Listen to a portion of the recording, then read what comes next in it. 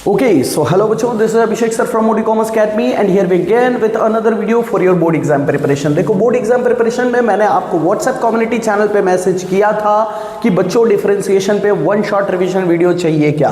बच्चों ने एकदम जम के वहां पे यस करके लिखा और आज हम इसी टॉपिक के बारे में पूरा डिटेल में डिस्कस करने वाले हैं, जिसमें मैं कोशिश ये करूंगा कि आपको सारे पॉइंट को समझाऊं और साथ में मैं ये भी चीज का ध्यान रखूंगा कि ये सारे पॉइंट को समझाते टाइम पे जितने भी इसके इंपॉर्टेंट क्वेश्चन हो सकते हैं वो भी कवर करूं। ठीक है, तो अगर आप जल्दीबाजी वाले स्टूडेंट हैं तो वीडियो को छोड़ के शुरू से ही भाग जाओ भाई, कहीं और जाकर देख लो, कहीं और जाकर कंप्लीट कर लो। ठीक है, क्योंकि मैं बारीकी से लेके चलूंगा चीजों को तो आपके लिए दिक्कत हो जाएगा। ठीक है, चलो टॉपिक को शुरू करेंगे, लेकिन उससे पहले मैं कुछ डिस्कस कर लूं। अगर आप नए हो चैनल पे, चैनल को सब्सक्राइब करना, वीडियो को लाइक करना मत भूलना।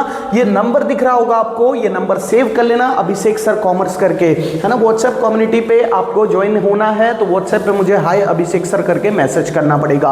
वहां आपको व्हाट्सएप कम्युनिटी चैनल का मैसेज मिल जाएगा, वो लिंक पे क्लिक करके ज्वाइन कर लेना। मेंबरशिप चल रहा है हमारा, मेंबरशिप पे प्रिपरेशन चल रहा है। शॉर्ट क्वेश्चन जितने भी इंपॉर्टेंट आईएमपी क्वेश्चंस बन सकते हैं बोर्ड एग्जाम में, 50 शॉर्ट क्वेश्चन का प्रैक्टिस करा रहा हूं सर, 50 शॉर्ट क्वेश्चंस का प्रैक्टिस, जिसके अंदर आपका section C, section D, section E, ये तीनों को कवर करने का पूरा कोशिश कर रहा हूं मैं, है ना। ये तीनों सेक्शन को मैं कवर कर लूंगा वो 50 क्वेश्चन के अंदर। बस आप संयम रख के, धीरज रख के वीडियोस को कंप्लीट करना अच्छे से। ठीक है, चलो बढ़ेंगे हम अगले टॉपिक की तरफ, लेकिन इससे पहले मैं बता दूं कि इसमें से क्या क्या चीजें इंपॉर्टेंट है और क्या हमारे काम का नहीं है। तो सबसे पहले यहां देखो, एक डेफिनेशन वाला जो कॉन्सेप्ट है, कई बार डेरिवेटिव जो आपके बुक में अगर देखोगे तो ऐसे इस तरीके से लिखा रहता है, फाइंड डेरिवेटिव या dy अपॉन dx, है ना, with the help of definition.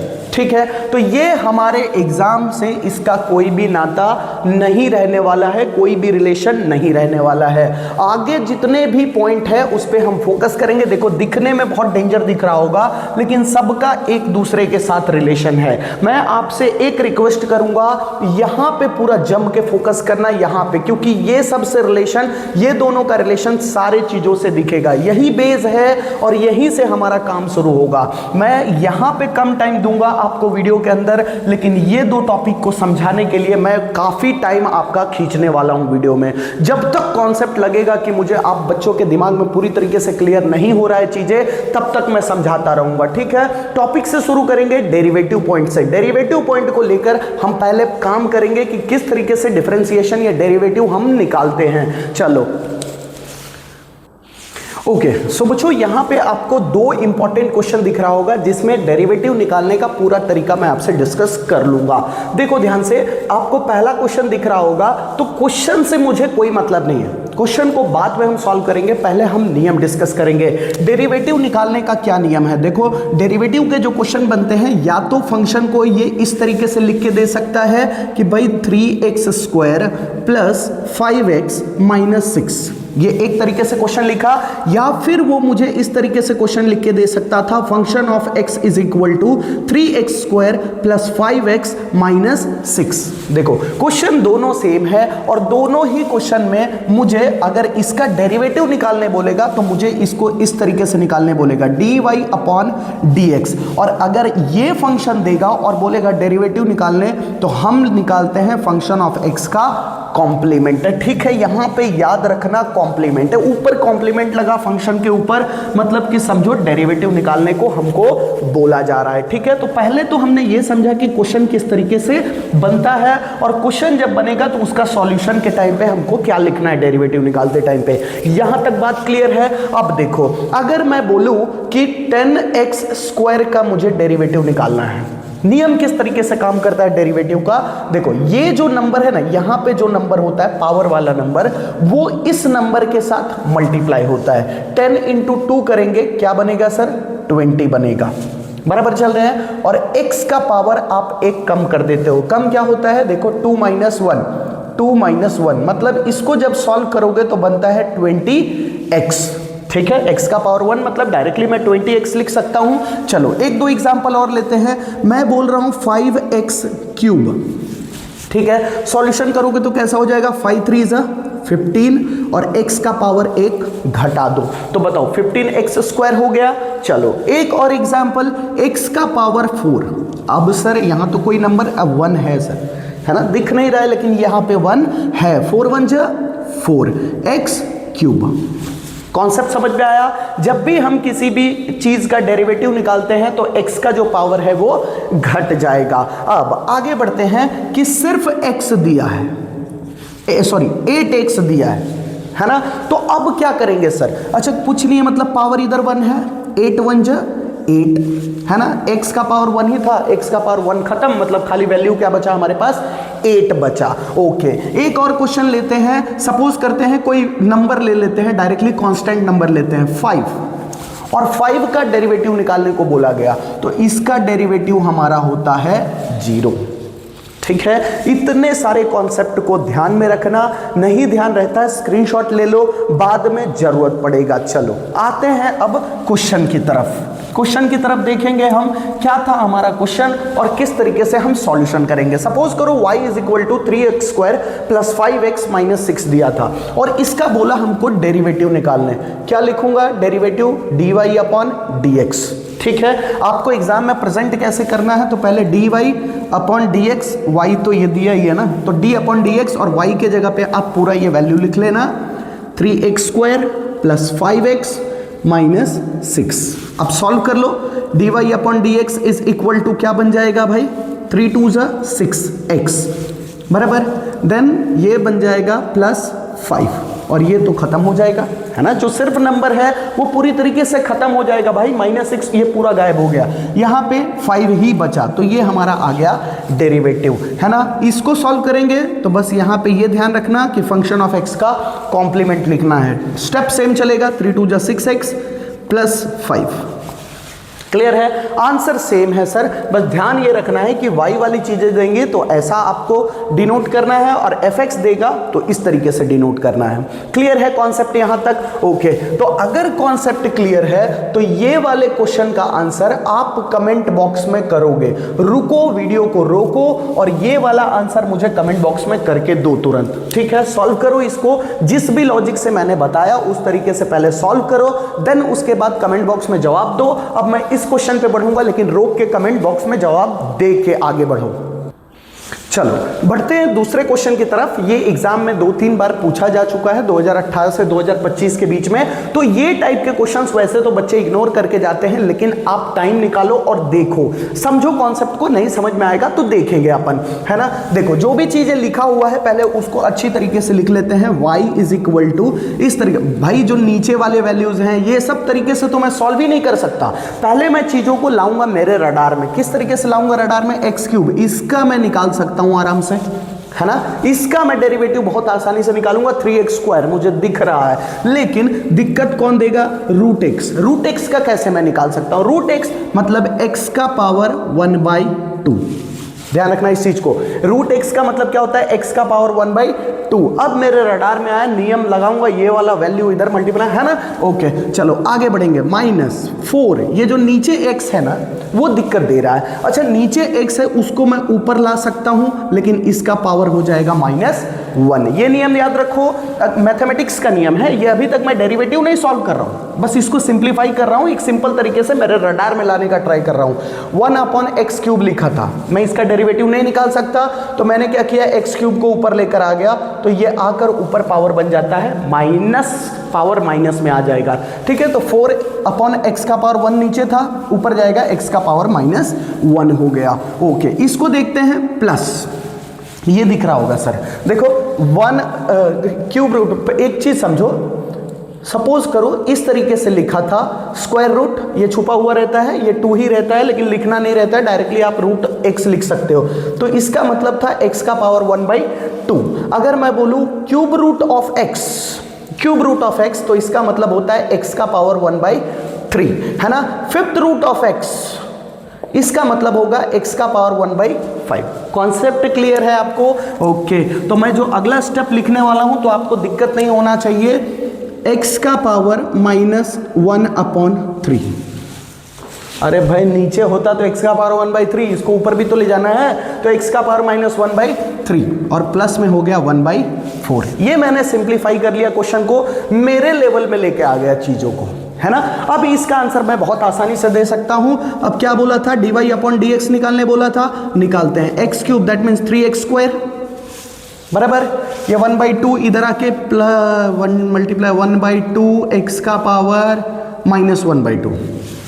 देखो ना 1 पावर माइनस होता है, जैसे x क्यूब रहता है तो क्या कर रहे थे 3x और 3 - 1 तो 3x2 हो जा रहा था, है ना।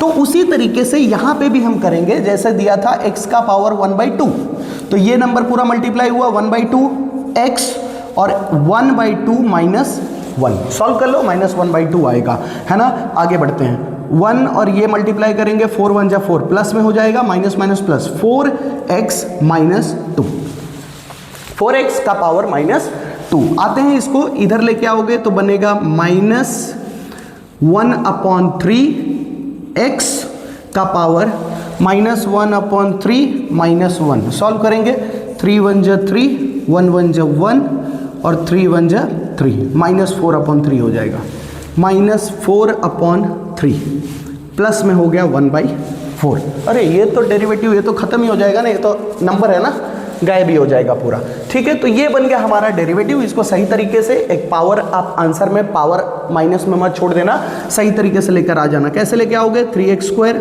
प्लस 1/2 x का पावर ऊपर है -1/2, नीचे लेके आ जाएंगे √x बन जाएगा। क्लियर है, x का पावर नीचे 1/2 है मतलब √x है ना। इसको सॉल्व कर लेते हैं, प्लस 4/x स्क्वायर नीचे लेके आ जाओ, -1/3 x का पावर 4/3। यही है हमारा फाइनल आंसर। क्लियर है, पहले हम क्वेश्चन को हमारे रडार में लेकर आए, देन उसके बाद उसका डेरिवेटिव का नियम लगा के फिर सारे चीज़ों को सॉल्व किए, देन उसको सही तरीके से प्रेजेंट करके एग्जामिनर को बोल दिया भाई इस तरीके से आंसर बनेगा। ध्यान ये रहे कि आप यहीं तक करके मत छोड़ देना। अगर 3 मार्क का क्वेश्चन है या 2 मार्क का क्वेश्चन है तो आपको मार्क्स वहां पे कम मिलता हुआ दिखेगा। 2 मार्क का क्वेश्चन होगा आपको 1.5 मार्क्स ही मिलेगा अगर आप यहां तक करेंगे। ये आपकी प्रॉब्लम होगी, हाँ, चीज़ों को समझ के चलना। ओके, बढ़ते हैं हम अगले कॉन्सेप्ट की तरफ। ओके, हमारा जो वर्किंग रूल चलेगा, देखो ये फर्स्ट नियम, सेकंड नियम, ये थर्ड नियम, और ये तीनों के रिगार्डिंग मैं एक एक क्वेश्चन सॉल्व करके आपके सारे कॉन्सेप्ट क्लियर करता हूं। देखो अभी तक क्वेश्चन हमको कैसा देखने को मिल रहा था कि y = 2x स्क्वायर आ गया प्लस 3 आ गया, है ना। तो दिक्कत नहीं होता था dy/dx निकालते टाइम, क्योंकि एक ही फंक्शन दिया रहता था और एक फंक्शन में हमको दिक्कत नहीं होता है, 4x, बस ये बन जाएगा हमारा आंसर, है ना। लेकिन यहां पे जब तुम ध्यान दोगे ना, ये क्वेश्चन और वो क्वेश्चन में क्या डिफरेंस दिख रहा है, यहां पे y = सिंगल फंक्शन दे रहा था, लेकिन यहां पे तुमको 2 फंक्शन का मल्टीप्लिकेशन दिख रहा होगा। पहले एक फंक्शन दिया और मल्टीप्लाई में दूसरा फंक्शन दिया। तो इस तरीके के क्वेश्चन को हम किस तरीके से करते हैं, देखो ध्यान से, y = ये बन गया हमारा u × v, है ना। देखो y = u × v, ये फॉर्म में दिख रहा है। तो हम जल्दी से जो जो चीजें हमको जरूरत है वो कर लेंगे। पहले u का वैल्यू लिख लो, u = 2x स्क्वायर प्लस 3 बराबर है। फिर v का वैल्यू लिख लो, v = 3x - 2, है ना। फिर ये दोनों का डेरिवेटिव निकाल के रख लो। डेरिवेटिव इसलिए निकाल के रखना है क्योंकि आगे हमको फॉर्मूले में जरूरत पड़ेगा। तो आपको स्टेप्स जो बता रहा हूं ध्यान देना, du with respect to x, du with respect to x, du with respect to x, ठीक है, = 4x बराबर है। यहां पे dv derivative of v with respect to x कितना आएगा, 3। ये देखो जहां तक हमने किया उसको ध्यान से समझो, फिर हम बढ़ रहे हैं आगे। ओके, u का वैल्यू हमने निकाल लिया, v का वैल्यू निकाल लिया, u का डेरिवेटिव, v का डेरिवेटिव, दोनों चीज जो जो चीजें मुझे जरूरत रहने वाली थी वो मैं निकाल लिया। अब जो क्वेश्चन गिवन था y = u × v के फॉर्म में था, और जब y = u × v के फॉर्म में रहता है तो हमारा फॉर्मूला कुछ ऐसा बनता है, dy with respect to x = क्या बना formula sir, u × derivative of v with respect to x plus v × derivative of u with respect to x बराबर है। बस वैल्यू पुट करो, और ये मैंने पहले निकाल के रखा है सब कुछ, है ना। आप चाहो तो पहले फॉर्मूला लिख लो, फिर उसके बाद साइड में निकालना शुरू कर सकते हो, लेकिन मेरा सजेशन रहेगा पहले ही आप सारे वैल्यूज निकाल लोगे तो आपको आसानी होगी चीजें। u की वैल्यू है 2x² plus 3 multiply derivative of v का डेरिवेटिव 3। चलो बढ़ते हैं आगे, v को एज इट इज लिखो 3x माइनस 2 और इसमें मल्टीप्लाई करो u का डेरिवेटिव, दैट मीन्स 4x। यहां तक क्लियर है सर? ओके बढ़ेंगे आगे, चलो इसको ब्रैकेट ओपन करो, 3 2 ज 6 6x², 3 3 ज 9। ठीक है, ये ब्रैकेट ओपन करके हमने मल्टीप्लाई कर दिया। ओके, बीच में साइन है प्लस का, 3 4 ज 12 x का स्क्वायर हो जाएगा माइनस 4 2 ज 8x। यहां तक भी क्लियर होगा? चलो पूरा ब्रैकेट ओपन कर लेते हैं, 6x² प्लस 9 प्लस ये प्लस जब रहता है तो आगे का जो भी वैल्यूज खुलेगा सब अपना अपना साइन जो रखा है वही रहेगा, लेकिन अगर यहीं पे माइनस रहेगा ना तो सबका साइन चेंज करता हुआ चला जाता है। ठीक है, प्लस है दिक्कत नहीं है, प्लस 12x² माइनस 8x। चलो x² प्लस कर लेंगे, 12 प्लस 6 कितना होता है 18x² माइनस 8x प्लस 9। ये बन गया हमारा आंसर। ध्यान से देख लो सर, ये वाले आंसर को ध्यान से देखो और पूरी तरीके अच्छे से स्क्रीनशॉट ले लो, पहले समझ लो, रुक के पहले पूरा समझ लो। और ये नियम को हम क्लियर कर चुके हैं, ये नियम हम क्लियर कर चुके हैं। अब हम बढ़ेंगे दूसरे नियम की तरफ। चलो बढ़ते हैं हम अगले नियम की तरफ, जो कि ये वाला रूल काम करेगा। ये वाला रूल कब काम करेगा? देखो मेरा क्वेश्चन अगर इस फॉर्मेट में दिखेगा, y is equal to u upon v form में दिखेगा, तब उसका डेरिवेटिव कुछ इस तरीके से निकलेगा। देख लेते हैं अभी तक हमने क्या क्या सीखा है कि अगर y is equal to normal इस तरीके से लिख के दे दिया 5x माइनस 3, तो इसका सिंपल डेरिवेटिव निकल जाएगा। आंसर बन जाता था 6x प्लस 5 और आंसर बन के तैयार। कभी कभी ऐसा होता है दो फंक्शन आपस में मल्टीप्लाई करके दे दे, जैसे 3x माइनस 5 और इंटू 2x प्लस 3। बताओ दो फंक्शन आया तो पिछला क्वेश्चन जो हमने डिस्कस किया। अब कुछ नया देखने को मिल रहा है मैं हमको बोर्ड पे, और वो नया क्या है sir? y is equal to ऊपर एक फंक्शन दिया है और डिवाइड में नीचे एक दूसरा फंक्शन दे दिया। तो जब इस तरीके से क्वेश्चन बनता है, ये हम कंसिडर करेंगे u और इसको हम कंसिडर करेंगे v। ऊपर वाला वैल्यू u और नीचे वाला वैल्यू v। देखो y is equal to u upon v के फॉर्मेट में क्वेश्चन दिया। ओके, लिख लेंगे जैसा कि मैंने आपको बोला, जब भी ऐसे टाइप के क्वेश्चंस दिखे तो u और v का वैल्यू लिख लो और उसका डेरिवेटिव भी लिख के रख लो। u इज इक्वल टू कितना लिखा है सर? 2x plus 3। अच्छा, इसका डेरिवेटिव निकालेंगे du with respect to x, कितना आ जाएगा 2, बराबर है। v का वैल्यू क्या दिया है हमको? 3x minus 2। इसका डेरिवेटिव निकाल लो, dv अपॉन dx कितना आएगा? 3 आएगा, बराबर है। ये जो जो चीजें मुझे जरूरत थी और जरूरत पड़ेगी ही ऐसे टाइप के क्वेश्चन जब u इंटू वी के फॉर्म में आए या फिर u अपॉन v के फॉर्म में आए, तो u और v को निकाल लो और डेरिवेटिव ऑफ u और डेरिवेटिव ऑफ v निकाल के ही रख लो सर, है ना। अब पढ़ेंगे आगे। इसका जब ऐसे टाइप के क्वेश्चंस का जब डेरिवेटिव निकालना रहता है तो उसका फॉर्मूला कुछ इस तरीके से होता है, dy upon dx is equal to v। पहले v रखेंगे एज इट इज जैसा दिया है 3x माइनस 2। मल्टीप्लाई में जाएंगे derivative of u, that means 2। u का डेरिवेटिव से मल्टीप्लाई करेंगे। साइन क्या दिया है बीच में? माइनस का। लिख लेते हैं u चाहिए इस भाई साहब को, u चाहिए, u को लिख देंगे 2x प्लस 3, है ना। मल्टीप्लाई में derivative of v, that means 3 upon में हमारा है v स्क्वायर 3x माइनस 2 का होल स्क्वायर। यही तो है v का स्क्वायर चाहिए था, हमने लिख दिया। और मजे की बात क्या है पता है? ये v स्क्वायर को आपको छेड़ना नहीं है, ये आपके लास्ट तक आंसर में जाएगा। इसको कुछ भी सॉल्यूशन करने की जरूरत नहीं है, तो ज्यादा दिमाग मत चलाना हो। सॉल्यूशन खाली ऊपर वाले का करना है, नीचे जो है उसको रहने दो, उसको छेड़छाड़ मत करना।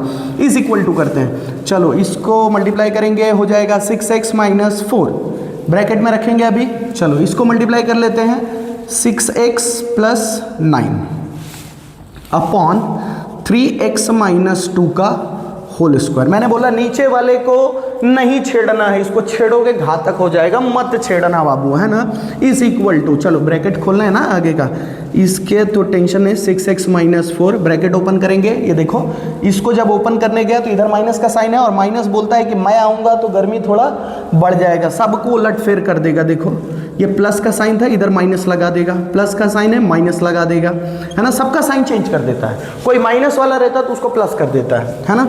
ये एकदम बर्दाश्त नहीं करता भाई। 3x माइनस 2 का होल स्क्वायर। आई होप यहां तक क्लियर है। चलो सॉल्व कर लेते हैं। 6x से 6x खत्म, ऊपर -4 -9 -13 अपॉन 3x माइनस 2 का होल स्क्वायर। बस यही है हमारा आंसर।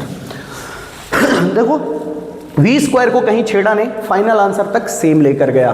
तो आई होप कि आपको ये भी पॉइंट समझ में आ गया। अब बढ़ूंगा मैं तीसरे नियम की तरफ, जो कि हमारा चेन रूल, और उसका क्वेश्चन किस तरीके से बनता है उसको भी डिस्कस कर लेते हैं। चलो सो बच्चों, हमको ये क्वेश्चन दिख रहा होगा, मुझे फिर से आपको रिकॉल कराना पड़ेगा कि एक तो क्वेश्चन बन रहा था कि 5x + 7 डायरेक्टली क्वेश्चन बन रहा था, हम डायरेक्टली डेरिवेटिव निकाल सकते थे। आज दूसरा क्वेश्चन बन रहा था 5x + 7, ये एक फंक्शन हो गया, उसके मल्टीप्लाई में दे दिया 3x + 2। बताओ दिक्कत चालू हो गया था, तो हमने बोला ये रहा सॉल्यूशन, है ना। तीसरा तरीका आ गया था 5x + 7 अपॉन 3x + 2, हमने बोला इसका भी सॉल्यूशन है हमारे पास। अब ऐसा कुछ क्वेश्चन बना दिया y = 3x + 5 का पावर 6। बोला ये तो अलग ही बलंडर है भाई। यहां तक तो समझ में आ रहा था कि ये हो गया, ये हो गया, ये हो गया, ये क्या भौकाल एंट्री मारा है बाबा रे बाबा। चलो कोई दिक्कत नहीं है सर, यहीं पे तो काम करता है चेन रूल, यही तो है हमारा चेन रूल। और चेन रूल किस तरीके से काम करता है ध्यान दो। यहाँ पे जब भी आप ऐसे टाइप का क्वेश्चन देखोगे, y = 9x - 3 का पावर 8, है ना, y = 3x + 5 का पावर 6, तब यहां पे चेन रूल एंट्री मारेगा। चेन रूल कैसे समझो, यहां पे अब बोर्ड पे फोकस करो। एक फंक्शन दे दिया हमको, और फंक्शन बड़ा ब्लंडर वाला फंक्शन दिया, तो ये ब्लंडर वाले फंक्शन में यहां पे आप ये जो वैल्यू दिया हुआ है ना, इसको आप कंसिडर करते हो u। क्या कंसिडर करते हो सर? u कंसिडर करते हो। और जैसे ही आप इसको u बनाते हो, वैसे ही ये बन जाता है y = u का पावर 8। ये u का पावर 8, नहीं समझे? हमने इसको क्या कंसिडर किया? u, और ये बन गया हमारा y = u का पावर 8। u कंसिडर किया ना, क्या था हमारा, देखो वापस लिखता हूं, u का अंदर वैल्यू आ गया 3x + 7 और y = बन गया u का पावर 8। ये दो वैल्यू आ गया हमारे पास, एक u का वैल्यू और एक y का वैल्यू। ठीक है, ये दोनों वैल्यू आ चुके हैं। चेन रूल क्या बोलता है सर? फॉर्मूला कुछ ऐसा था, dy/dx = dy with respect to du into du with respect to dx। मतलब y वाले का भी आप डेरिवेटिव निकालो और उसमें मल्टीप्लाई करो u वाले का डेरिवेटिव, नहीं समझे? इसका डेरिवेटिव भी निकालो, इसका भी डेरिवेटिव निकालो, दोनों को मल्टीप्लाई कर दो, आपका आंसर बन जाएगा। चलो u का डेरिवेटिव निकाल लेते हैं, du with respect to dx कितना बनेगा? 3 बनेगा। y का डेरिवेटिव निकालेंगे, dy सामने कौन है? u है, विद रिस्पेक्ट टू du, है ना, dy विद रिस्पेक्ट, अरे u with respect to x, तो y विद रिस्पेक्ट टू कौन है सामने? इक्वल टू के बाद कौन दिख रहा है आपको? u दिख रहा है, तो नीचे उसको लिखो, बनेगा 8u7। ये दो वैल्यू मैं निकाल के रख लिया, u पता किया, y पता चल गया, du निकाल लिया, dy भी निकाल लिया। अब फॉर्मूले पे पुट कर देंगे, dy with respect to du 8u7 multiply by du, that means 3, 8 3 से 24, ये बन गया हमारा 24u7। यही है हमारा आंसर। लास्ट में u का वैल्यू रख देना, जो भी u था तुम्हारा, तो आंसर कुछ इस तरीके से दिखेगा, 24 3x + 7 का पावर 7। क्लियर हुआ कॉन्सेप्ट? क्या हुआ? आंसर यही था। आप यहां तक भी लिखोगे आपके आंसर सही होंगे, बट आपके लिए सजेशन रहेगा कि लास्ट में ये जो u है, जहां पे आपका u है, u के जगह पे u को लिख देना। ठीक है, ये था हमारा चेन रूल। अब बढ़ते हैं हम अगले कॉन्सेप्ट की तरफ। आई होप कि ये वर्किंग रूल के जो हमारे काम चले हैं डिफरेंशिएशन के, वो सब चीज़ तो आपको क्लियर हो रहा है। ये सब चीज़ को याद भी रखना सर, क्योंकि फॉर्मूले में MCQs में पूछा जाता है, तो ध्यान रखना इस चीज़ को।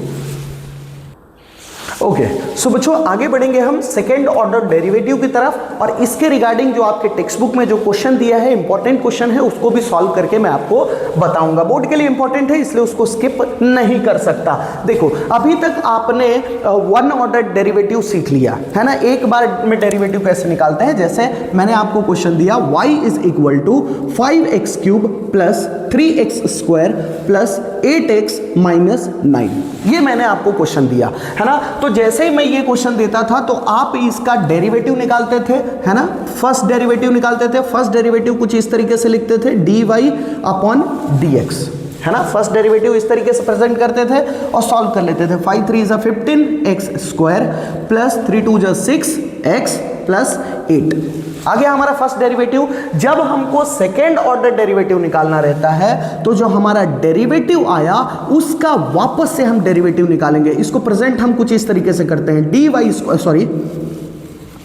D square y upon D x square, ठीक है। फर्स्ट ऑर्डर डेरिवेटिव के बाद जब हम सेकेंड ऑर्डर डेरिवेटिव पे जाएंगे तो हम इसको इस तरीके से प्रेजेंट करते हैं। सॉल्यूशन बिल्कुल उसी तरीके से करना है, बट फर्स्ट ऑर्डर डेरिवेटिव के वैल्यू में से करना है। 52 जा 30, 30x प्लस 6 आ गया हमारा आंसर। इसका first order derivative, second order derivative. यहीं पे अगर y के जगह पे x दिया होता, फंक्शन ऑफ x दिया होता, क्वेश्चन कुछ इस तरीके से बना होता, तो हमारा जब फर्स्ट डेरिवेटिव निकालते हैं तो हम किस तरीके से निकालते हैं, फंक्शन ऑफ x का कॉम्प्लीमेंट शो करते हैं, और जब डबल डेरिवेटिव निकालेंगे तो वो बनेगा फंक्शन ऑफ x का डबल कॉम्प्लीमेंट। क्लियर है कॉन्सेप्ट है ना। आंसर वही सब चलेंगे, बट क्वेश्चन अगर इस तरीके से रहता तो function of x complement then function of x का डबल कॉम्प्लीमेंट। ठीक है, पॉइंट समझ में आया आपको। फर्स्ट डेरिवेटिव और सेकंड डेरिवेटिव कैसे निकालेंगे। अब मैं ले रहा हूं आपके बुक का क्वेश्चन और वो क्वेश्चन को हम सॉल्व करेंगे। दो क्वेश्चन लेता हूं, दोनों को एक बार में दो पार्ट में बांट के मैं सॉल्व करके दे रहा हूं आपको।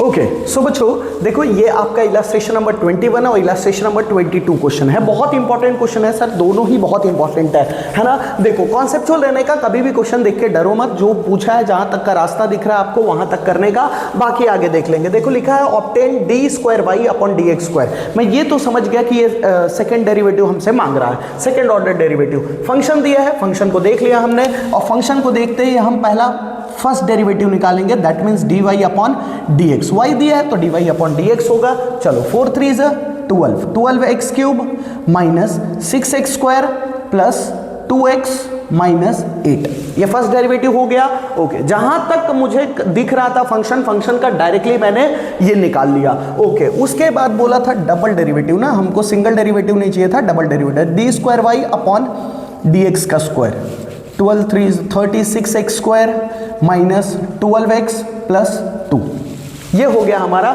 Double derivative. बाद में क्या बोला, also find its value at x is equal to 1। साथ में ये भी फाइंड करो कि जब x का वैल्यू 1 हो। देखो at x is equal to 1 लिख लिया हमने, at x is equal to 1। चलो रख लेते हैं 36 1 का स्क्वायर माइनस 12 इंटू 1 प्लस 2, है ना, कोई दिक्कत नहीं है सर। 1 x का वैल्यू 1 रखने बोला, x का वैल्यू हमने 1 रख दिया। चलो 36 माइनस 12 प्लस 2 करेंगे, 38 माइनस 12 करेंगे, कितना हो जाएगा 26 हो जाएगा। ठीक है, ये हमारा आंसर बनेगा 26। बढ़ेंगे अगले क्वेश्चन की तरफ। देखिए अगला क्वेश्चन क्या दिया है, function of x is equal to, यहां तो कुछ समझ में नहीं आ रहा है कि क्या निकालना है। फंक्शन दे दिया है हमको, ठीक है। Then for which value of x का वैल्यू निकालो जब फंक्शन ऑफ x का डबल कॉम्प्लीमेंट कितना है 52। ठीक है, मतलब मुझे डबल कॉम्प्लीमेंट निकालना है। बाद में ये डबल कॉम्प्लीमेंट निकालने के बाद इज इक्वल टू मुझे क्या रखना है 52। चलो पहले सिंगल कॉम्प्लीमेंट निकालते हैं। f ऑफ x का complement 12x square plus 4x plus 7, first derivative clear, first order derivative. हमको फर्स्ट ऑर्डर डेरिवेटिव से कोई मतलब, कुछ भी मतलब नहीं है फिलहाल, है ना। कुछ नहीं बोला कि x का वैल्यू ये रखो या कुछ रखो, हमको सीधा बोला फंक्शन ऑफ x का डबल डेरिवेटिव निकालो। हम आंख बंद करके चलते चलेंगे, f ऑफ x का डबल डेरिवेटिव निकालेंगे 24x प्लस 4।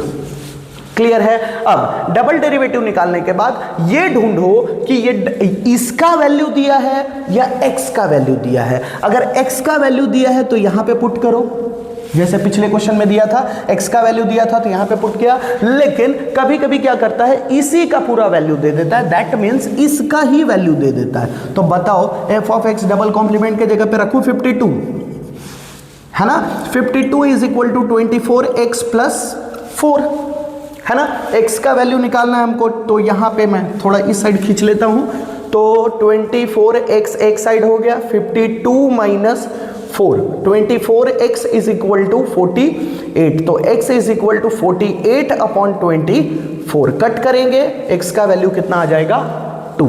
ध्यान रखना, कभी आपको x का वैल्यू देगा और फाइनल आंसर पूछेगा, और कभी आपको फाइनल आंसर देगा और x का वैल्यू पूछेगा, तो दोनों में ही अपन बुद्धि चलाएंगे। अगर यही दे दिया डायरेक्ट तो इसके जगह वैल्यू रखो, अगर x का वैल्यू दिया होता तो हम यहां पे रखते हैं। क्लियर हो रहा है कॉन्सेप्ट? ठीक है, तो ये था डबल डेरिवेटिव से रिगार्डिंग कुछ क्वेश्चन जो आपको समझाना था, इंपॉर्टेंट क्वेश्चन था। ओके, सो बढ़ेंगे हम अगले पॉइंट की तरफ, इंक्रीजिंग और डिक्रीजिंग कॉन्सेप्ट की तरफ।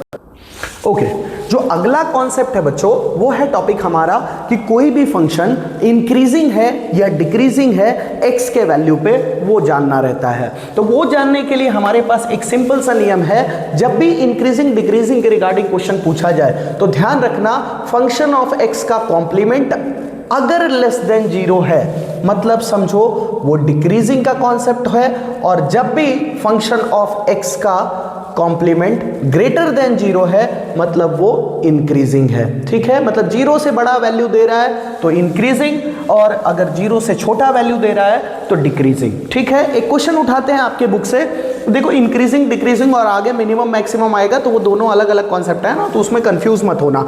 जैसे देखो यहाँ पे एक क्वेश्चन लिखा है, मैं पहले क्वेश्चन लिख लेता हूं। देखो नीचे आपको एक क्वेश्चन दिख रहा होगा, तो f ऑफ x दिया है x स्क्वायर माइनस 4x, और इसमें डिसाइड करने बोला है कि बताओ फंक्शन इंक्रीजिंग है या डिक्रीजिंग है, ये वैल्यूज के ऊपर, है ना। तो हमने फंक्शन इंक्रीजिंग और डिक्रीजिंग में क्या सीखा था सर, कि आपको f ऑफ x का कॉम्प्लीमेंट निकालना कंपलसरी है ना। जो भी यहाँ फंक्शन दिया रहेगा उसका आपको डेरिवेटिव निकालना रहेगा। अगर y दिया होता तो हम dy निकालते, है ना, dy अपॉन dx निकालते, मतलब डेरिवेटिव निकालना कंपलसरी है। ठीक है, तो चलो डेरिवेटिव निकाल लेते हैं पहले। f ऑफ x का कॉम्प्लीमेंट अगर हम निकालेंगे तो बन जाएगा 2x माइनस 4, बराबर। अब चेक करते हैं, at x is equal to -1, है ना। चेक करने बोला, ये सारे वैल्यूज रख के कि फंक्शन इंक्रीजिंग है या डिक्रीजिंग है, चेक करते चलेंगे। 2 इंटू 1 माइनस 4, बताओ ये कितना होगा, 2 माइनस 4, दैट मीन्स -2। बताओ लेस देन 0 है या मोर देन 0 है, लेस देन 0 है सर, 0 से छोटा है -2, मतलब यहाँ पे ये क्या है, डिक्रीजिंग है। ठीक है, देखो नियम था ना हमारा, f ऑफ x का कॉम्प्लीमेंट अगर लेस देन 0 वैल्यू दे रहा है मतलब समझो वो कैसा है, डिक्रीजिंग है। चलो x इज इक्वल टू 0 रख के चेक कर लेते हैं, at x is equal to 0, x 0 रखने पे ये फंक्शन इंक्रीजिंग है या डिक्रीजिंग है, चलो चेक करते हैं। 2 0 माइनस 4, 0 माइनस 4 क्या आया, -4। बताओ ये जो वैल्यू दिया वो लेस देन 0 है, मतलब ये भी कौन सा है, डिक्रीजिंग। तीसरे कॉन्सेप्ट पे आ जाओ, at x is equal to 3, है ना, तो 2 इंटू 3 माइनस 4, 2 3 6, 6 माइनस 4, वैल्यू बना 2, 2 is greater than 0, that means यहां पे फंक्शन कैसा है, इंक्रीजिंग है। तो जब भी आपसे इंक्रीजिंग और डिक्रीजिंग वाला क्वेश्चन पूछे मतलब आपको पहले इसका डेरिवेटिव, फर्स्ट स्टेप डेरिवेटिव निकाल लेना है, और उसके अंदर जो भी x का वैल्यू रख के चेक करने बोल रहा है वो वैल्यू रख के चेक कर लेना। अगर वो लेस देन 0 आ रहा है वैल्यू मतलब समझो डिक्रीजिंग है, और ग्रेटर देन 0 आ रहा है तो इंक्रीजिंग है। ठीक है, इस कॉन्सेप्ट को अच्छी तरीके से समझ लो, स्क्रीनशॉट लेके रोक के वीडियो को अच्छी तरीके से क्लियर कर लो चीजें पहले। ओके, सो बच्चों बढ़ते हैं हम अगले टॉपिक की तरफ जो कि है maximum and minimum. Don't confuse increasing and decreasing with maximum and minimum, दोनों पॉइंट अलग है सर, है ना। उसमें सिर्फ गेम था कि f ऑफ x कॉम्प्लीमेंट निकालो और उसमें वैल्यू पुट करके चेक करो, अगर लेस देन 0 आ रहा है तो डिक्रीजिंग और मोर देन 0 आ रहा है तो इंक्रीजिंग। ठीक है, तो ये अलग ही कॉन्सेप्ट था, वो अलग ही बंदा था सर, उसको भूल जाओ, है ना, इसके टेंशन स्टेप में मत बैठे रहो, अगला जो टॉपिक आ रहा है ना मैक्सिमाइज मिनिमाइज, आगे जो टॉपिक्स आपके बनने वाले हैं रेवेन्यू इंक्रीज करने का, मतलब रेवेन्यू मैक्सिमाइज करने का, प्रॉफिट मैक्सिमाइज करने का, कॉस्ट मिनिमाइज करने का, वो सारे क्वेश्चंस इसी से जुड़े होंगे, यही स्टेप्स आपके काम आने वाले हैं सर। देखो मैक्सिमम एंड मिनिमम वैल्यूज जब हम ढूंढने को जाते हैं तो मैक्सिमम वैल्यूज और मिनिमम वैल्यूज हम कैसे निकालते हैं। देखो आपको कोई एक फंक्शन दिया रहेगा, सपोज करो एफ ऑफ एक्स गिवन है कुछ, ठीक है, एफ ऑफ एक्स हमको कुछ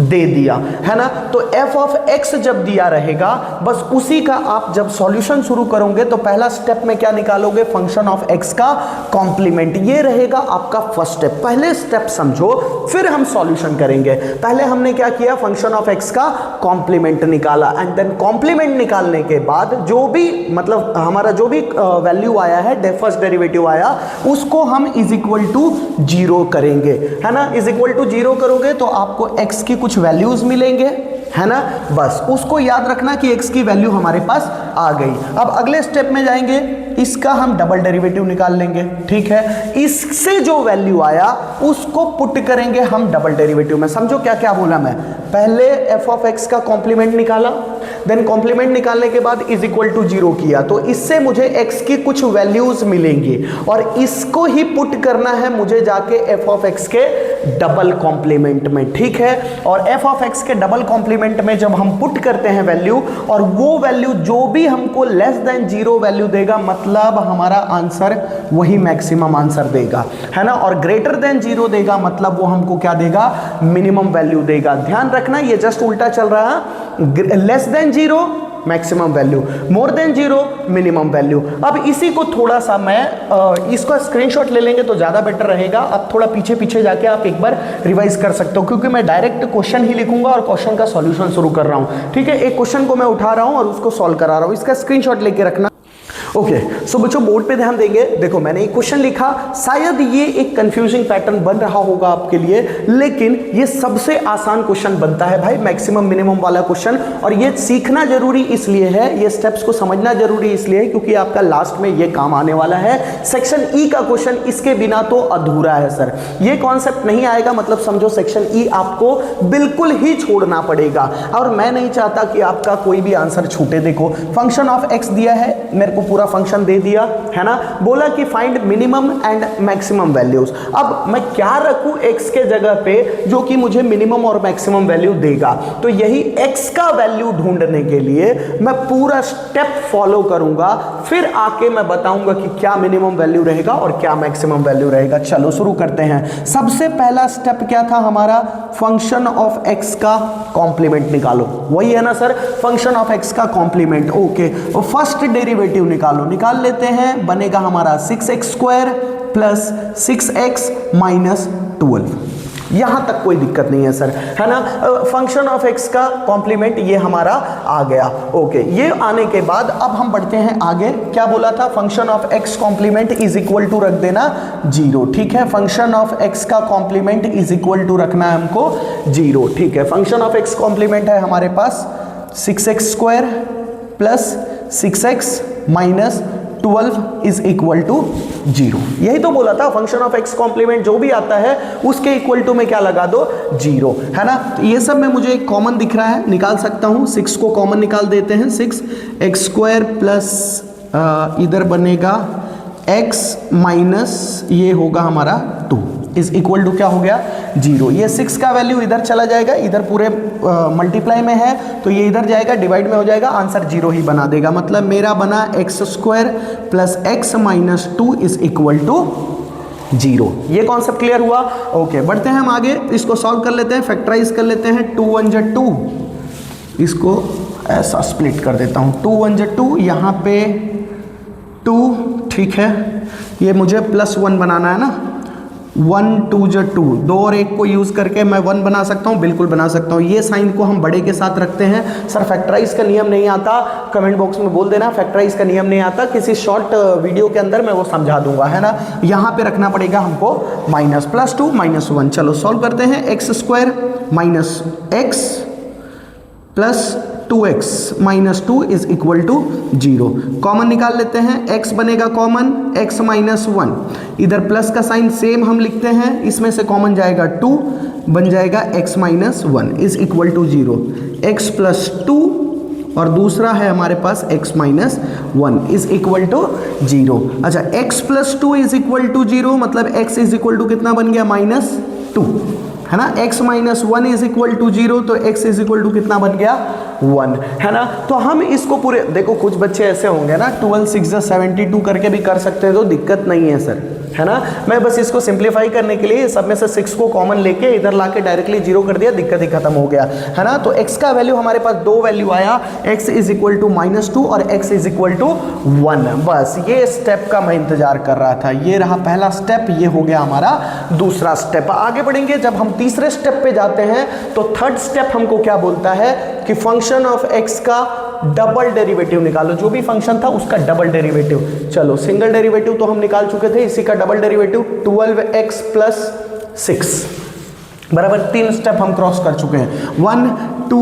3, है ना। और थर्ड वाले में मतलब फंक्शन ऑफ x का डबल डेरिवेटिव निकालने के बाद आपको वैल्यू पुट करना है x का, मतलब जो भी x का वैल्यू आया उसी को पुट करना है। ये चौथा स्टेप चालू, है ना। लिखेंगे at x is equal to -2। x का वैल्यू जब -2 रख रहा हूं तो बन रहा है 12 -2 प्लस 6, 12 2 जा 24, -24 प्लस 6 बताओ कितना आया, -18। ठीक है, चलो मार्क करके रख लेते हैं। अब दूसरा at x is equal to 1, दोनों वैल्यू रख के हमको करना है। At x is equal to 1, 12 1 plus 6, 12 plus 6 that means 18, दो वैल्यू हमारे को मिले, है ना। देखो मैंने बोला था आपको, जब f ऑफ x के डबल कॉम्प्लीमेंट का आंसर आपका लेस देन 0 रहेगा, मतलब ये हमको कौन सा वैल्यू देगा, ये जो x का वैल्यू है ये कौन सा वैल्यू देगा हमको, मैक्सिमम वैल्यू देगा, है ना। और जो x का वैल्यू रखने के कारण हमारा ग्रेटर देन 0 आ रहा है, ये हमको कौन सा वैल्यू देगा, मिनिमम वैल्यू देगा।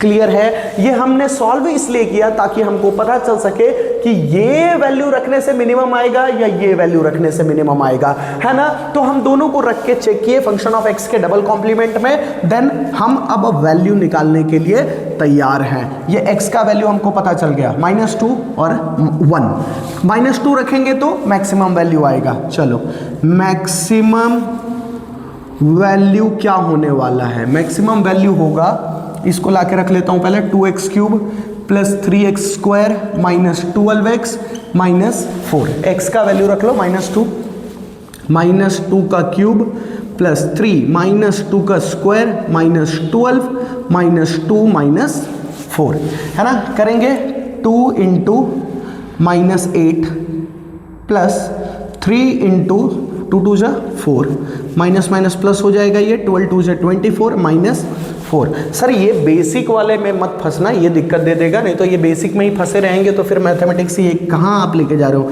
-16 प्लस 12 प्लस 24 माइनस 4 बराबर है, ओके कर लेते हैं। 24 प्लस 12 करोगे 36, 36 में से माइनस करोगे 16 और कितना हो जाएगा 20, 20 माइनस 4 करोगे कितना आ गया 16। ये हो गया हमारा मैक्सिमम वैल्यू।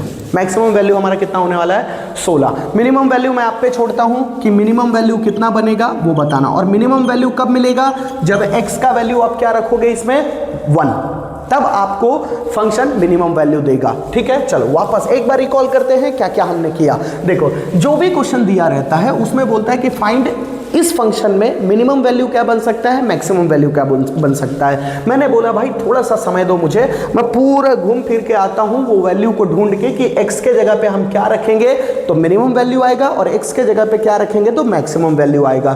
तो उसका नियम कुछ इस तरीके से जाता है कि मेरे को पहले फंक्शन ऑफ x का कॉम्प्लीमेंट निकालूंगा, फंक्शन ऑफ x का कॉम्प्लीमेंट निकाल के इज इक्वल टू 0 करूंगा, तो इसके थ्रू मुझे x की वैल्यूज मिलेंगी। तो मिला मुझे, ये देखो x is equal to -2, x is equal to 1। अब मैं दिक्कत में ये हूं कि ये वैल्यू मिनिमम देगा कि ये वैल्यू मिनिमम देगा। है ना। दोनों में से कौन सा मिनिमम कौन सा मैक्सिमम, तो मैं बोला चलो इसको वेरीफाई करके आता हूं। दो वैल्यू है ना मेरे पास, तो दो वैल्यू है तो डबल डेरिवेटिव निकालने के बाद डबल डेरिवेटिव के अंदर वैल्यू को पुट करके देखूंगा, जो भी मुझे लेस देन 0 दे रहा है वो मैक्सिमम वैल्यू देगा और जो भी ग्रेटर देन 0 दे रहा है वो हमको मिनिमम वैल्यू देगा। बस हमको पता चल गया कि ये जो है मैक्सिमम वैल्यू और ये जो है मिनिमम वैल्यू, बस इसी को उठा के यहाँ मेन वाले चीज़ों में रख दिया और आपका आंसर आ गया। ये था हमारा मिनिमम मैक्सिमम का कॉन्सेप्ट। ध्यान से कॉन्सेप्चुअल रह के समझो, आसान है बच्चों। चलो सो बच्चे अगले टॉपिक की तरफ बढ़ते हैं, मार्जिनल रेवेन्यू और मार्जिनल कॉस्ट। सबसे आसान टॉपिक मैं मानता हूं ये आपके बुक का है ना। देखो ये चैप्टर का डिफरेंशिएशन चैप्टर का, लेकिन फिर भी बच्चे कंफ्यूज रहते हैं, बहुत ज़्यादा टेंशन में रहते हैं, बट इसका मैं डाउट पूरा क्लियर करता हूं मार्जिनल रेवेन्यू और मार्जिनल कॉस्ट के बारे में। देखो मार्जिनल रेवेन्यू जब भी आपको निकालने बोलेगा ना तो आपको रेवेन्यू फंक्शन दिया रहता है कुछ, ठीक है। सपोज करते हैं रेवेन्यू फंक्शन दिया है 8x square minus 5x plus 3, ठीक है। रेवेन्यू फंक्शन दिया रहेगा आपको, और मार्जिनल कॉस्ट जब निकालेगा तो कॉस्ट फंक्शन दिया रहता है, that is c is equal to 18x square minus 10x plus 5। ऐसा करके हमको क्वेश्चन गिवन होता है और वो क्वेश्चन देने के बाद बोलता है इसी को सॉल्व करने बोलेगा कि भाई ये वाला फंक्शन दिया है, अब मुझे मार्जिनल रेवेन्यू निकाल के दो। मार्जिनल रेवेन्यू और कुछ नहीं सर, मार्जिनल रेवेन्यू सिर्फ ये है कि इसका तुम डेरिवेटिव निकाल दो, तुमको पता चल जाएगा मार्जिनल रेवेन्यू क्या है। That means dr with respect to dx निकाल दो, दिक्कत वाली बात नहीं है। 8 2 जा 16x माइनस 5, बस यही है हमारा आंसर, है ना। ये क्वेश्चन में दिया रहता है, ये हमारा आंसर है। आ गया मार्जिनल रेवेन्यू। मार्जिनल कॉस्ट निकालना है, कॉस्ट फंक्शन हमको दिया है, बस इसका डेरिवेटिव निकाल लो, d c with respect to x 36x minus 10, बस बन गया हमारा मार्जिनल कॉस्ट, है ना। तो मार्जिनल रेवेन्यू और मार्जिनल कॉस्ट निकालना सबसे आसान है ना। बस दिक्कत कहाँ जाता है मार्जिनल रेवेन्यू में, जैसा कि मैंने आपको बोला मार्जिनल कॉस्ट जब निकालने बोलेगा तब ये निकालना रहता है हमको, ये दिया रहता है, यहाँ तो दिक्कत नहीं है। मार्जिनल रेवेन्यू जब निकालने बोलता है तो हमको क्या करना पड़ता है, D R with respect to D X दिया रहता है, निकालना रहता है। बट कभी कभी क्वेश्चन में तुमको ऐसा लिख दिया, पी प्राइस फंक्शन दे दिया 10x माइनस 3। अब दिक्कत ये हो गया, तुमको तुम्हारे दिमाग में ये टेंशन चालू हो गया कि सर ने तो बताया था मार्जिनल रेवेन्यू निकालने का तरीका कि marginal revenue is equal to D R with respect to D X. यहाँ तो जब निकालूंगा तो DP with respect to D, भाई प्राइस फंक्शन दिया है ना, तो तुम तो दिमाग एकदम चकरा दोगे और पूरा टेंशन में आके ऐसा जान देने पे आ जाओगे, लेकिन जान नहीं देना है। रेवेन्यू का फॉर्मूला होता है sir price into quantity, that means x. Revenue का फॉर्मूला क्या होता है, प्राइस इनटू क्वांटिटी। रेवेन्यू निकालने का ये फॉर्मूला है, तो अगर आपको पी दिया है ना, तो बस उसमें एक्स को मल्टीप्लाई कर दो, आर आ जाएगा। रेवेन्यू इज इक्वल टू होता है प्राइस इनटू क्वांटिटी, है ना। प्राइस गिवन था हमको 10x माइनस 3 और उसमें मल्टीप्लाई कर दो x को, बस क्या बन जाएगा 10x स्क्वायर माइनस 3x। यही है हमारा रेवेन्यू फंक्शन। रेवेन्यू फंक्शन आने के बाद अब आपको क्या करना है, बताने की जरूरत नहीं पड़नी चाहिए। क्या पूछा था, मार्जिनल रेवेन्यू। मार्जिनल रेवेन्यू का मतलब होता है derivative of R with respect to X. Revenue function है हमारे पास 20x माइनस 3, आ गया हमारा आंसर। कॉन्सेप्ट क्लियर हुआ कि नहीं हुआ, मार्जिनल रेवेन्यू निकालने का तरीका, मार्जिनल कॉस्ट निकालने का तरीका, है ना। चलो सो बच्चों क्वेश्चन की तरफ बढ़ते हैं। देखो लिखा है, if the demand function of pizza is p is equal to 155 minus 4x then find the marginal revenue. ये तो बाद की बात है सर, यहां तक मत देखो, ये आगे की चीजें मत देखो, पहले ये समझो निकालने को क्या बोला गया है और वैल्यू क्या गिवन है, ठीक है। p is equal to given था 150 माइनस 4x, अच्छा। और फाइंड क्या करने बोला हमको, मार्जिनल रेवेन्यू। मार्जिनल रेवेन्यू मतलब मेरे ख्याल से तो आपको ये चीज क्लियर है, मार्जिनल रेवेन्यू बोला मतलब derivative of R with respect to X, है ना, ये चीज क्लियर है। लेकिन यहां देखो हमको फंसाने की कोशिश कर रहा है, पी का फंक्शन दिया है लेकिन हमको आर का फंक्शन चाहिए था। थोड़ी देर पहले हमने डिस्कस किया था एक चीज, R is equal to P into होता है एक्स प्राइस इंटू क्वांटिटी। चलो 150 माइनस 4x इनटू में मल्टीप्लाई कर लो यहाँ पे x, बनेगा क्या सर 150x माइनस 4x का स्क्वायर। आ गया हमारा रेवेन्यू फंक्शन, बस डेरिवेटिव ऑफ r निकाल लो, आपका मार्जिनल रेवेन्यू निकल जाएगा। 150 माइनस 8x आ गया हमारा, है ना, मार्जिनल रेवेन्यू निकल गया। अब बोला था कि मार्जिनल रेवेन्यू फाइंड करो when demand is of 3 pizza, इसके जगह पे रख लो 3 पिज्जा का बताने बोल रहा है तो 3 पिज्जा, ठीक है। 150 माइनस 8 इंटू 3, 150 माइनस 24 कितना आ जाएगा 126, ये बनेगा हमारा आंसर 126। क्लियर है कॉन्सेप्ट? बस इसको मैं लास्ट में लेकर आया क्योंकि x का वैल्यू डिमांड कितने पिज्जा का बता रहा था 3 पिज्जा का, तो 3 यूनिट, दैट मींस x के जगह पे मैं 3 ले जाकर रख दिया। आगे बढ़ते हैं sir. If the demand function is, जो भी गिवन है उसको लिख लो, x is equal to given है 50 माइनस p अपॉन 2, बराबर है। Then find the marginal revenue when price is 30, इसको बाद में देखेंगे, पहले इससे निपट लें, है ना। x is equal to 50 minus 2, अच्छा प्राइस फंक्शन अगर मुझे इसको बनाना हो, p का फंक्शन अगर तैयार करना हो, कैसे कर सकते हैं सर, ये 2 इधर आके मल्टीप्लाई हो जाएगा, बनेगा 2x is equal to 50 minus p, बराबर। p को इस साइड लेके आ जाते हैं, 2x को इधर लेके आ जाते हैं, तो बन जाएगा p is equal to 50 minus 2x, बराबर है। P का वैल्यू मिल गया मुझे, हमको लेकिन मार्जिनल रेवेन्यू चाहिए और उसके लिए हमको रेवेन्यू चाहिए। रेवेन्यू का फॉर्मूला होता है P इंटू एक्स, प्राइस में क्वांटिटी को मल्टीप्लाई करो, है ना। प्राइस हम निकाल चुके हैं, 50 माइनस 2x में मल्टीप्लाई कर देंगे x, 50x माइनस 2 2 जा 2x स्क्वायर, बराबर है। R पता चल गया, मार्जिनल रेवेन्यू पता चल जाएगा। Marginal revenue that means derivative of R, है ना, derivative of R with respect to x कितना हो जाएगा सर 50 माइनस 4x, ये बन गया हमारा। यहाँ तक हम क्लियर हो चुके हैं, मार्जिनल रेवेन्यू तक हम क्लियर हो चुके हैं। अब ये x का वैल्यू क्या है वही पता करना है ना हमको, लेकिन यहाँ तो प्राइस दे दिया है ना, बोला है व्हेन प्राइस इज ₹30। चलो p वाले फॉर्मेट में रख के हम x का वैल्यू लेके आते हैं। p कितना था 50 माइनस 2x ना, प्राइस दे दिया है 30, 50 माइनस 2x को इस साइड, 30 को इस side, 2x is equal to 50 minus 30, तो x इज इक्वल टू बन जाएगा 20 अपॉन 2, दैट मीन्स 10। x का वैल्यू 10 आ गया, रख लो यहाँ पे। 50 माइनस 4 इंटू 10, 50 माइनस 40, ये भी आंसर हमारा आएगा 10। क्लियर है कॉन्सेप्ट? हमको यहाँ पे फाइनल जब मार्जिनल रेवेन्यू निकालते हैं तो यहाँ x दैट मीन यूनिट की वैल्यू चाहिए रहती है ना, जितने भी डिमांड है उसका वैल्यू चाहिए रहता है, लेकिन नहीं दिया था तो मेरे को दे दिया था प्राइस, तो मैं चला गया, ये रहा प्राइस का फंक्शन, यहाँ पे मैं प्राइस का वैल्यू रखा, x का वैल्यू पता चल गया, देन x का वैल्यू लाके डेरिवेटिव ऑफ r में रख दिया। पिछले क्वेश्चन में डायरेक्टली दे दिया था 3 पिज्जा मतलब 3 यूनिट, है ना, तो डायरेक्टली मैं यहाँ पे रख लिया था। ठीक है, ये है हमारा क्वेश्चन जो कि मार्जिनल रेवेन्यू के रिगार्डिंग है। मार्जिनल कॉस्ट के रिगार्डिंग क्वेश्चन नहीं दूंगा आपके पास, डायरेक्टली क्वेश्चन में मैंने आपको बता दिया है, सी का फंक्शन गिवन है, D C upon D X निकालो और आपका आंसर आ जाएगा। ठीक है, बुक में है क्वेश्चन और इसके पहले भी हमने चीज़ों को डिस्कस किया। ठीक है, चलिए बढ़ते हैं अगले टॉपिक की तरफ।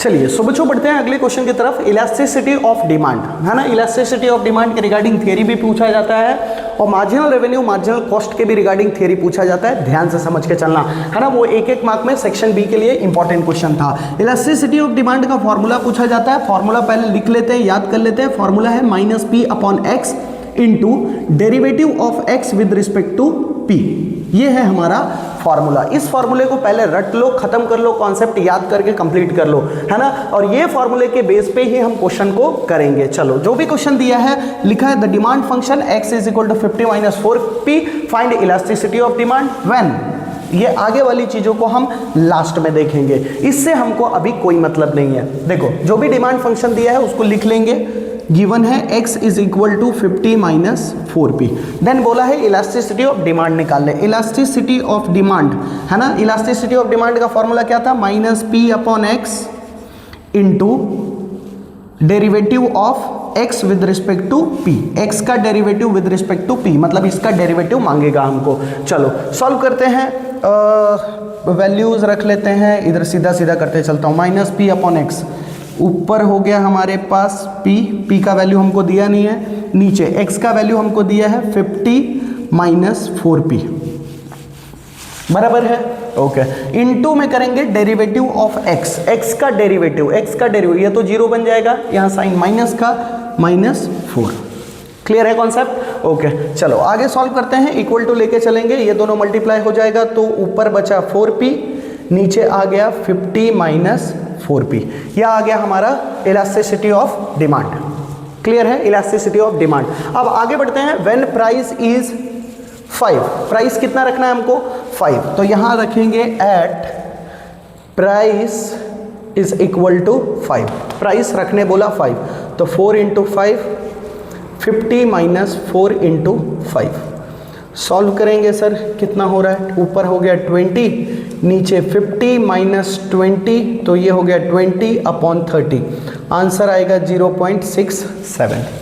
ठीक है, आंसर कितना बन गया 0.67। देखिए किया कुछ नहीं, जैसा जैसा वैल्यू दिया था बस वही मल्टीप्लाई करते करते, यहाँ पे बोला था x का डेरिवेटिव हमने बना के रख दिया, दोनों को मल्टीप्लाई किया एंड देन प्राइस 5 रख के बोला था तो 5 रख के प्राइस हमने बता दिया उसको वैल्यू।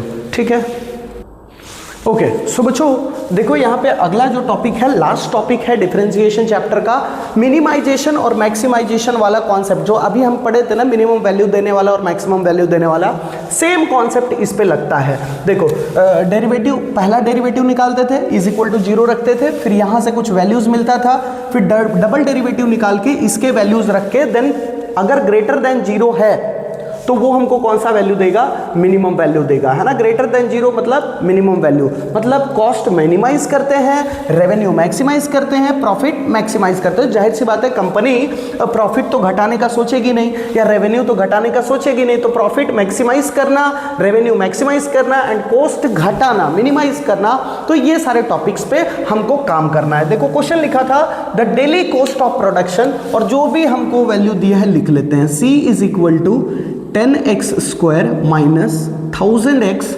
प्लस 50,000, है ना। ये हमको क्वेश्चन दिया हुआ है, बोला how many unit should be produce for the minimum cost, also find the minimum cost, है ना। कॉस्ट, मिनिमम कॉस्ट निकालना है। चलो शुरू करते हैं हमारे स्टेप्स को। DC अपॉन dx, सबसे पहले हम इसका डेरिवेटिव निकाल लेंगे। डेरिवेटिव निकालोगे 10 टू ज 20x माइनस 1000, डेरिवेटिव निकल गया। देन डेरिवेटिव निकालने के बाद क्या करते थे हम, derivative is equal to 0, DC upon dx is equal to 0। यहीं तक हमको पहुंचना था ना, याद करो मिनिमम मैक्सिमम वैल्यूज ढूंढते टाइम पे, तो DC upon dx is equal to 0, ये पहला कंडीशन हम फुलफिल करेंगे। 20x minus 1000 is equal to 0, तो 20x इज इक्वल टू, ये उधर जाएगा तो प्लस में हो जाएगा 1000, x इज इक्वल टू बन जाएगा हमारा 50। बताओ x का वैल्यू कितना आ गया 50, ओके। DC अपॉन dx आ गया। आगे बढ़ेंगे, d square c upon dx square निकालो, d square c upon dx square, that means double derivative निकालो। डेरिवेटिव में से डेरिवेटिव कितना आ जाएगा 20, है ना। अब यहां पे x की वैल्यू पुट करो, जो कि x की वैल्यू पुट तो हो ही नहीं सकती, है ना।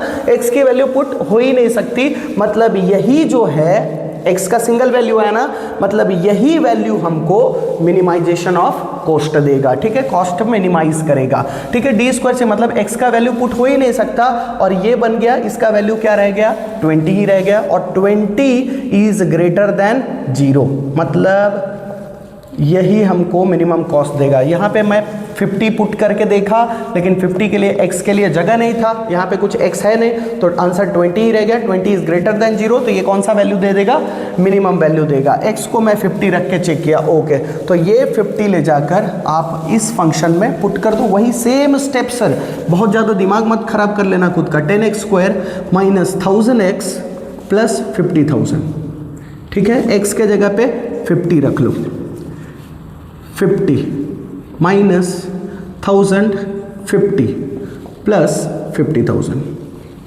क्लियर है, यही 50 को लाके x के जगह पे पुट कर दिया। सिंगल वैल्यू, दिक्कत वाली बात ही नहीं है, यही वैल्यू मेरे को मिनिमम वैल्यू दे रहा है। ठीक है, चलो बढ़ते हैं अगले क्वेश्चन की तरफ।